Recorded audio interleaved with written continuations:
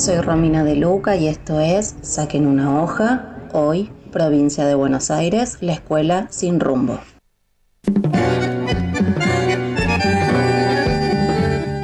Gustavo, oyentes, bueno, hoy vamos a hablar de las distintas directivas que en materia de evaluación, calificación, acreditación y promoción bajó la provincia de Buenos Aires.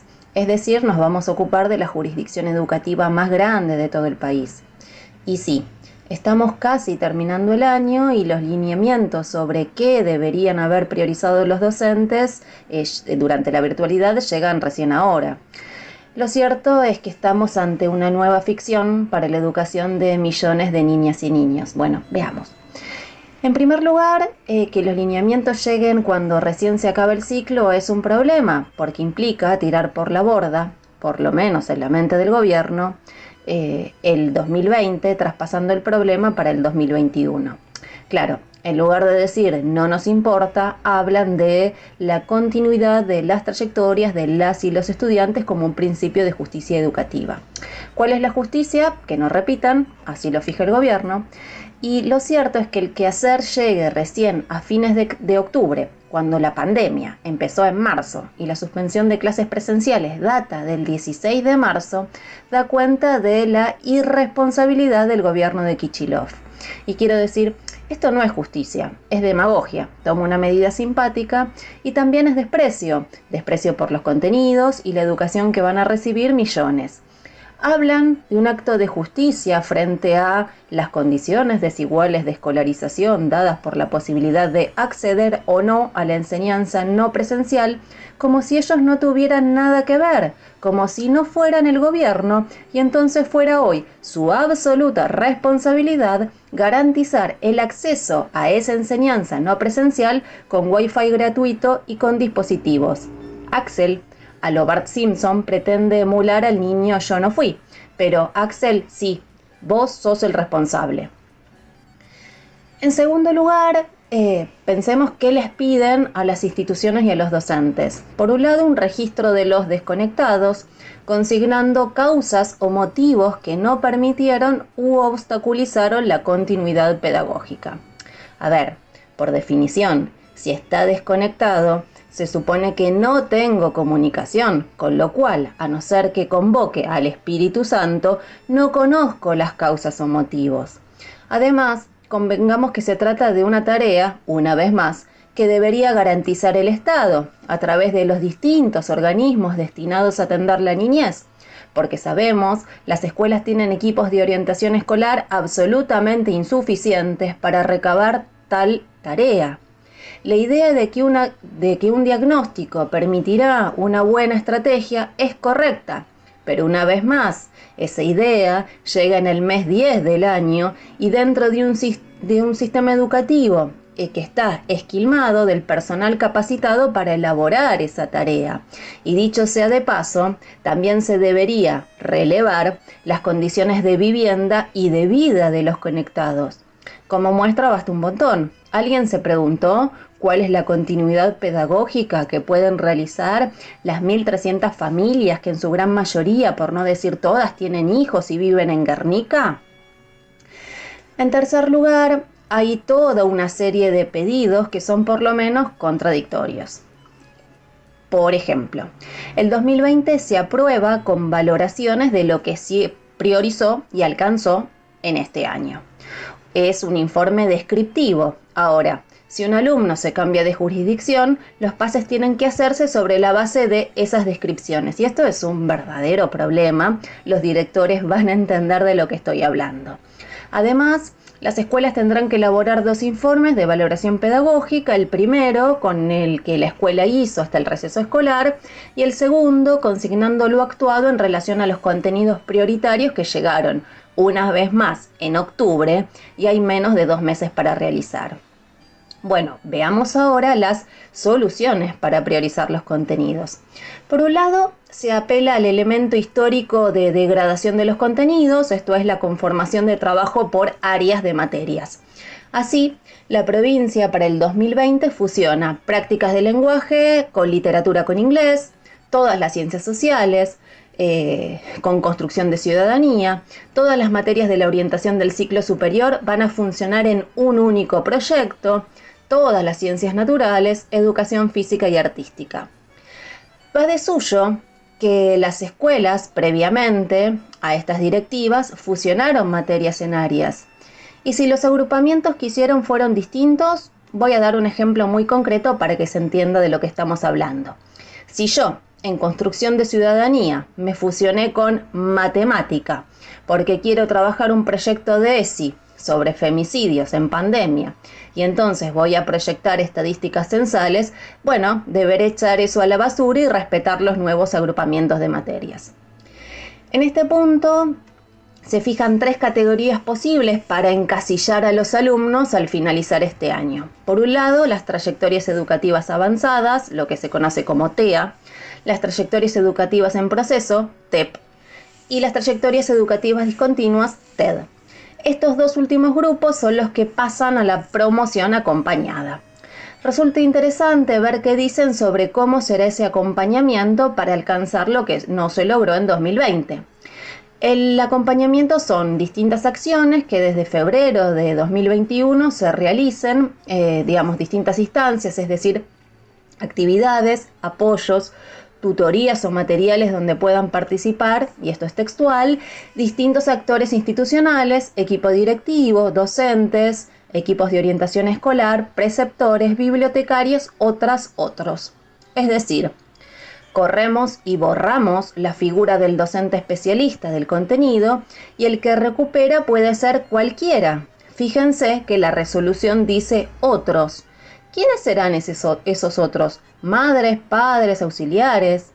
En relación a las trayectorias de los alumnos de los últimos años, esos que están egresando, si bien se prevé la imposición de una calificación numérica en lugar de valorativa, se usan las mismas categorías para las trayectorias que mencionamos antes. La diferencia es que quienes acrediten trayectorias educativas avanzadas terminarán con una nota numérica y los que están en TEP y TED tendrán su boletín en blanco hasta abril de 2021. Para los que estén en esa situación, también se prevé un acompañamiento en diciembre de este año, en febrero, marzo y abril del próximo. Y se establece la posibilidad de tutorías combinadas, es decir, virtuales y presencial en pequeños grupos. Docente, después no diga que no le avisamos que acá ya se firmó la presencialidad antes de la vacuna. Si no hubieran aprobado en abril, estos futuros egresados, bueno, se establecen nuevas mesas evaluadoras a lo largo de todo el próximo año. Dicho sea de paso, para los que deban 2 años o más de una misma asignatura, se habilita la promoción integrada, es decir, sin diferenciar ningún programa, es decir, que sepan una generalidad y con eso nos alcanza. Para armar los registros de los alumnos, preguntan qué contenidos escolares se pudieron trabajar, qué actividades se propusieron, qué dificultades se presentaron y el epistolar observaciones, es decir, anota todo lo que tengas ganas. En paralelo a este documento que fija todas estas cuestiones que venimos analizando, la provincia acompañó con otro documento de 411 páginas, estableciendo los contenidos prioritarios para todos los niveles y modalidades educativas. Obviamente, Gustavo, no te preocupes, no lo vamos a analizar todo acá, pero sí vamos a destacar algunos ejemplos. Por ejemplo, para el ciclo básico para prácticas de lenguaje nos dicen, al igual que en los NAPS, que se debe seguir un corpus literario, leer un autor, un género, formar parte de situaciones de lectura y escribir como lector. Que los alumnos tienen que poder buscar información, comunicar información y también comunicar conocimientos. Bien. Dicho esto, ¿qué sugieren evaluar? Bueno, el progreso de cada alumno.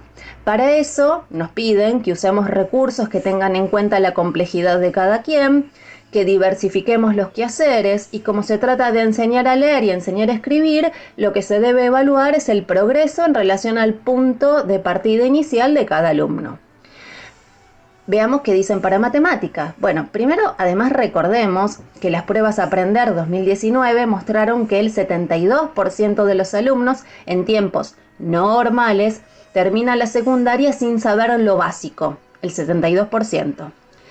La idea de que Lo prioritario, ahora en pandemia, es adecuarse a lo que cada uno puede, también aparece para las matemáticas.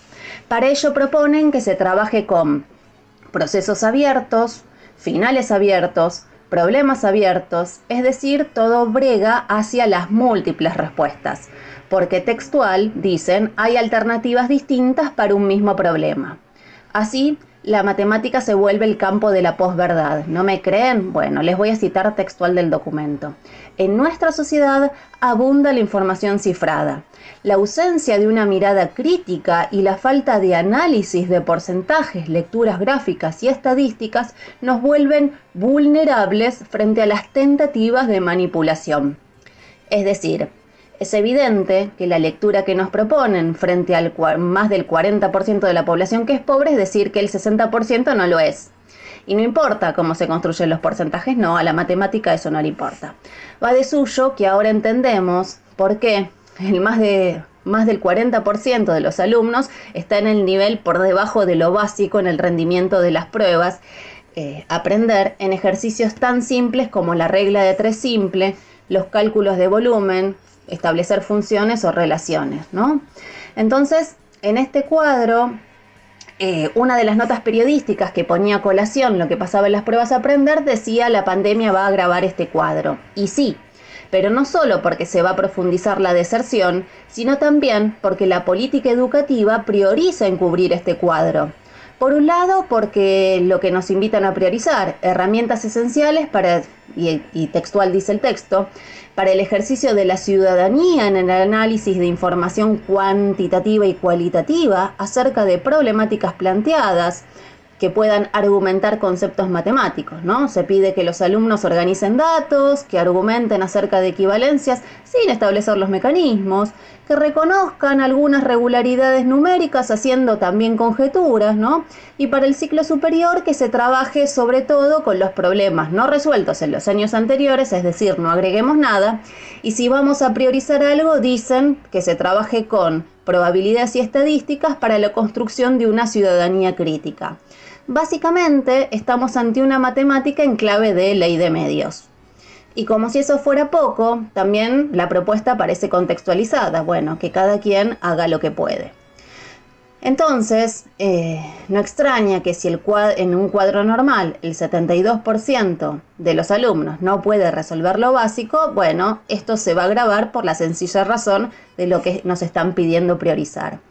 La estrategia es patear la pelota hacia adelante sin cambiar el fondo de la organización pedagógica, es decir, el trabajo personalizado y real para el seguimiento implica más recursos para garantizar la virtualidad y evitar una condescendencia que encubre el problema sin que se note, porque la contracara de esta comprensiva fijación de metas según las posibilidades de cada quien no es la mejora de la educación, es su inmolación en cientos de miles de pedazos, es el abandono de cualquier sentido real de justicia escolar, porque la justicia escolar es una educación que iguale lo estructuralmente desigual, no que profundice lo desigual diciendo que somos igualmente diferentes.